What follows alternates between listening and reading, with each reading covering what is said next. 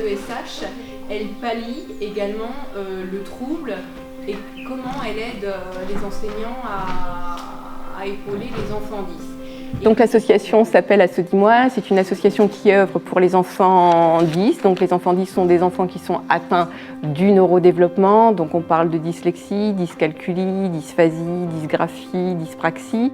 Une association qui a pour but d'œuvrer pour favoriser les apprentissages scolaires, qui a pour but d'aider les parents, d'aider les professionnels, enseignants, AESH, personnel du périscolaire.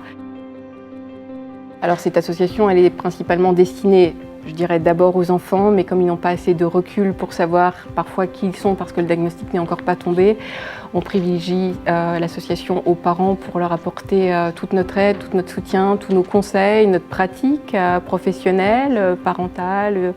On est une guidance, on peut aussi être vu comme une éducation un petit peu thérapeutique, en espérant qu'on fasse et qu'on porte le soin sur chaque parent et qu'on leur redonne un petit peu la joie de vivre et leur dire surtout qu'être enfant 10, c'est pas une tare génétique et qu'il y a toujours un handicap plus lourd et qu'il faut toujours voir le verre à moitié plein que le verre à moitié vide. On leur offre le conseil, des témoignages, des astuces, les façons de faire, des numéros de téléphone quand ils sont démunis, une aide pour remplir des documents, quand il y a un souci avec des administrations, bien savoir les orienter, vers qui, comment, pourquoi. Ouais, on est là en association ressources, je dirais.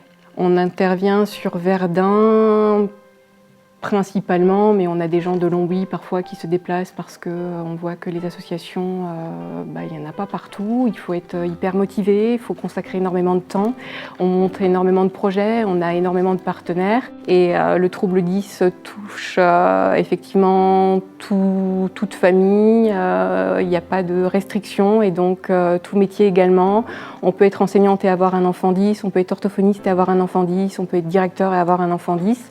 Et l'œuvre et l'intérêt d'une association comme la nôtre, c'est de partager ensemble et d'avancer ensemble vers un but commun.